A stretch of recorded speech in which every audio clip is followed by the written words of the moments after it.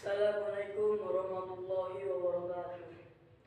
Saya dengan Sabin Salam ingin menceritakan kisah Nabi Ayub alaihissalam yang sabar dalam menghadapi ujian yang bertubi-tubi, ujian dari Allah Subhanahu wa taala. Ujian yang sangat memberatkan baginya. Kita sebagai seorang umat Islam harus meneladani kisahnya dalam kehidupan sehari-hari. Nabi Ayub merupakan nabi yang kaya akan harta benda. Dia mempunyai banyak anak. Dia mempunyai istri yang cantik dan soleha. Tapi dengan kenikmatan itu, dia tidak sombong. Malah dia membantu orang-orang di sekitarnya. Dia memberi makanan anak yatim, menyantuni janda, dan mensedekahkan hartanya ke fakir miskin. Iblis tidak senang dengan keberadaannya karena dia termasuk hamba-hamba yang saleh, hamba-hamba yang beribadah kepada Allah Subhanahu wa taala, hamba-hamba yang sangat sabar, hamba-hamba yang sangat berada di jalan yang benar. Iblis pun meminta izin kepada Allah. Wahai Allah, wajar saja Nabi Ayub beribadah kepadamu karena dia memiliki harta benda yang banyak. Aku yakin jika dia jatuh miskin, maka dia tidak akan beribadah kepadamu lagi.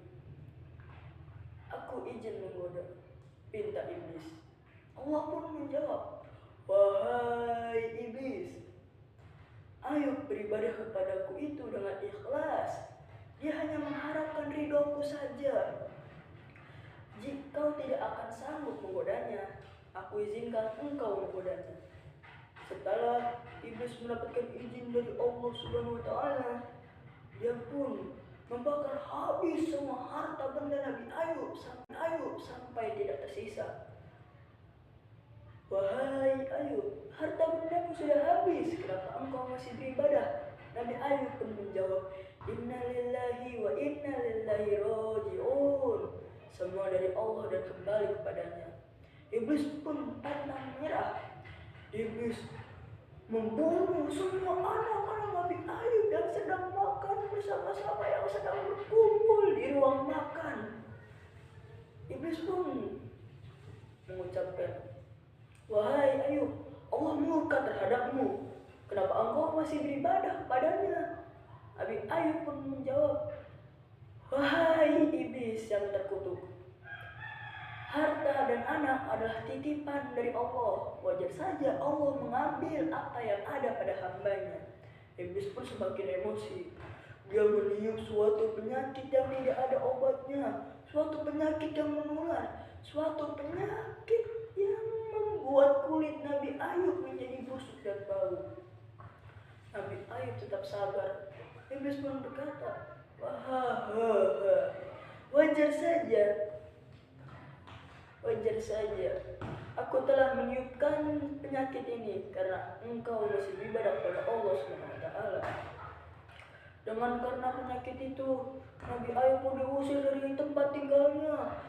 Dahulu orang-orang yang baik mendekati Nabi Ayub dan sekarang satu persatu meninggalkannya. Nabi Ayub tetap sabar. Hanya 2 orang dari saudaranya dan 1 istrinya saja yang setia menemaninya. Pada suatu hari, Nabi Ayub kondisinya semakin parah. Dia hanya bisa berbaring di kasur.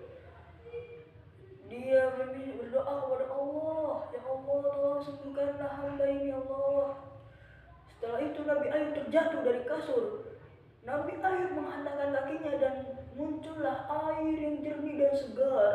Nabi Ayub meminum dan membuat air itu untuk mandinya, dan seketika Nabi Ayub sembuh. Dengan kesabarannya itu, Nabi Ayub diberi sama Allah rezeki yang berlipat-lipat gandanya. Jadi kesimpulan di sini, kita sebagai umat muslim hendaklah bersabar dan bersyukur. Karena jika kita bersabar, maka kita akan dimudahkan rezekinya sama Allah. Dan jika kita bersyukur, kita akan dimudahkan lagi rezekinya sama Allah.